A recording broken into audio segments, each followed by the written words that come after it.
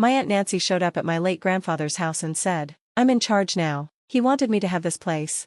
I laughed, until she pulled out a fake will. But before she could celebrate, the real lawyer opened a safe and said, "Actually, you should all see the real will." I never thought I'd watch someone try to steal a house right in front of me, but there she was, Aunt Nancy, standing in the living room like she was the queen. She crossed her arms and lifted her chin. "Grandpa wanted me to have this house," she announced. I almost spit out my coffee. We had just finished Grandpa's funeral that morning. The whole family was tired and sad, but not Nancy. She looked excited, confident, like she had been waiting for this moment. I shook my head and laughed. "Nancy, what are you even talking about?" That's when she pulled out a will. The paper looked fancy, and she held it up like a prize. "This is Grandpa's final wishes," she said. Now, my grandpa was a careful man. He kept records of everything, saved receipts, and always had a lawyer for important decisions. So the second I saw that will, I knew something was wrong. My dad, who had been sitting quietly, looked up. My uncle frowned. Even my mom, who always tried to keep the peace, narrowed her eyes. No one said anything at first. We all just stared at Nancy. She cleared her throat and kept talking. "It says right here that Grandpa left the house to me. I know this is a surprise, but you have to respect his wishes." I grabbed the paper and looked at the signature. It was fake. The handwriting was sloppy. The ink looked too fresh. And worst of all, the signature didn't match Grandpa's real one. "You really expect us to believe this is real?" I asked, waving the paper at her. Her jaw tightened. "Of course it's real. I got it from Grandpa's lawyer." I smirked. "Really? Because Grandpa's real lawyer will be here in 20 minutes. Let's see what he says." The smug look disappeared from her face. When the real lawyer, Mr. Patterson, arrived, Nancy tried to act innocent. "Oh, Mr. Patterson, I'm so glad you're here. I was just showing everyone Grandpa's will." He pointed at the paper in my hand. "That will?" Nancy hesitated. "Yes, of course, Grandpa gave it to me before he passed." Mr. Patterson sighed and looked at my dad, then at the rest of us. "Actually," he said, adjusting his glasses, "you all need to see the real one." He walked to the safe in the corner of the room. Grandpa had always kept that safe locked. No one knew what was inside, but we knew it was important. Mr. Patterson entered the combination, and with a heavy clunk, the door swung open. Inside was a stack of papers, some old photos, and a thick, sealed envelope. He took out the envelope, opened it, and pulled out another will, the real one. His face darkened as he read it. "This," he said, "is your grandfather's actual will." I looked at Nancy. She had gone pale, her hands shook, she looked scared, and she should have been, because the real will changed everything. Mr. Patterson read it aloud. Grandpa had left everything, the house, the land, and his money, to be split between his children, my dad, my uncle, and not Nancy. Her name wasn't even mentioned. My uncle chuckled. My mom sighed in relief. "But Nancy?" She stood there, frozen. "No," she whispered, "that's not right." Mr. Patterson looked at her calmly. "This is what your father wrote, signed, and filed legally." Nancy shook her head. "No, he wanted me to have this house. He told me." My dad's voice turned sharp. "Nancy, stop." And then, she snapped. "You're all lying," she shrieked, lunging toward Mr. Patterson, trying to grab the will from his hands. "This is fake. You're setting me up." I stepped in front of her. "Oh, like the fake will you tried to show us?" Her eyes burned with anger. "Grandpa promised me this house." I crossed my arms. "Did he write that down? Or are we just supposed to take your word for it?"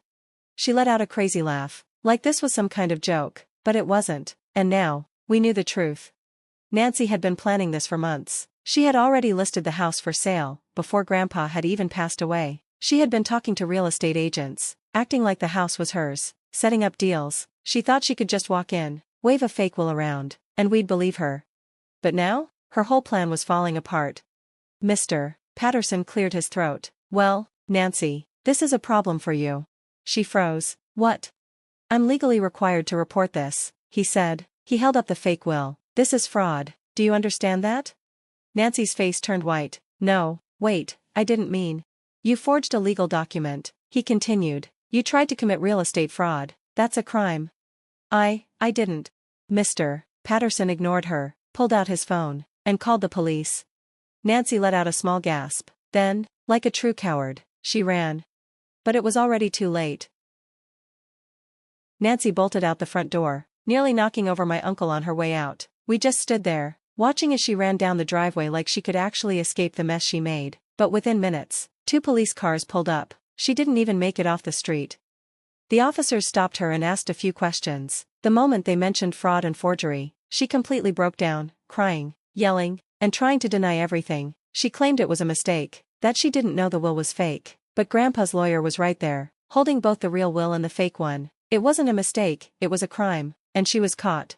Nancy was arrested for fraud and forgery. She later took a plea deal, probation, community service, and a big fine. But her worst punishment? She lost everything. The family wanted nothing to do with her, and the house she tried to steal? She was never going to get it. My dad and uncle got what was rightfully theirs. And Nancy? Last we heard, she moved to another state and started selling essential oils online. Some people never learn. We thought it was over. We thought she had faced the consequences and disappeared for good. But a few months later, just as life was returning to normal, Nancy came back, this time, with a lawsuit. One afternoon, my dad got a letter in the mail. At first, he thought it was just some final paperwork from Grandpa's estate, but when he opened it, his face turned red with anger. Nancy was suing us. She claimed we had stolen her rightful inheritance, that Grandpa had verbally promised her the house, and that the fake will was actually real, but we had tampered with it. And the craziest part? She wanted money for emotional distress and lost income. We thought no lawyer would take her seriously, but somehow, she found one, and just like that, the nightmare wasn't over. We called Grandpa's lawyer, Mr. Patterson, right away. He told us not to worry, the real will was solid, and Nancy had no case. But as he prepared for court, he found something shocking. A hidden bank account. It was in Grandpa's name, but Nancy was listed as a secondary account holder, and over the last year of Grandpa's life, Nancy had been quietly stealing from him, thousands of dollars at a time. Altogether, she had taken nearly $90,000. That's why she had been so desperate to get the house. She thought she could cover her tracks before we found out. Now, her lawsuit was a joke. She was accusing us of stealing when she was the real thief. Instead of waiting for court, we struck first. We filed criminal charges for elder abuse and fraud. We also sued her for the stolen $90,000 plus legal fees. Nancy never saw it coming. One moment, she thought she had a strong case. The next, she was being served with court papers of her own. The moment she realized what was happening, she dropped her lawsuit, but it was too late. The police investigated, and once they saw Grandpa's bank records, they had all the proof they needed. Now, she wasn't just facing a lawsuit, she was facing prison time. Nancy tried to run again. She emptied her bank account, packed her bags, and tried to disappear, but the police were ahead of her. They caught her at the airport, trying to leave the state. She was arrested and charged with financial elder abuse, wire fraud, and real estate fraud. This time, she couldn't just get probation. She was sentenced to 2 years in prison. The money she stole? Gone. The court took everything, her car, her savings, even the condo she had been renting. She had nothing left. And the best part? The lawyer she hired for her fake lawsuit? She never paid him, so after she got out of prison, he sued her too. Nancy lost everything, and she deserved every bit of it. After her prison sentence, Nancy tried to start over, but our family had completely cut her off. No one wanted anything to do with her. While she was locked up, my dad and uncle fixed up Grandpa's house and turned it into a rental property. The best part? Some of the money Nancy was forced to pay back helped fund the renovations. Then, about 6 months after she got out, we got the funniest news ever. Nancy, broke, desperate, and with nowhere to go, had applied to rent a place in our town, and guess what house she unknowingly applied for? Grandpa's house. She had no idea we still owned it. She was just looking for something cheap and applied without thinking. My uncle, who handled the rentals, saw her name and decided to have some fun. He called her, acting like a normal landlord. "Hi, Nancy, we're reviewing your application. Can you tell me about your rental history?" Nancy had no clue who she was talking to. "Oh, I'm a great tenant," she lied. "I pay on time, keep things nice, and just want a fresh start." My uncle played along. "That's great to hear. This house has a lot of family history. How do you feel about living somewhere that honors someone's memory?" Nancy hesitated. "Oh, of course," she said. "I'd be honored." Then my uncle dropped the act. "This house?" he said. "It belonged to my father." "Your father?" Silence. Then a week. "Wait, what?" My uncle didn't hold back. "Nancy, you tried to steal this house, you forged a will, you stole from Dad, and now, you think we'd actually let you live here?" Nancy stammered, trying to come up with an excuse. My uncle didn't care. "This call is over," he said. "Find somewhere else." Then he hung up on her. Nancy never found a stable home. She bounced from motel to motel, crashing with whoever would take her in. But word got around fast, no one wanted to help her.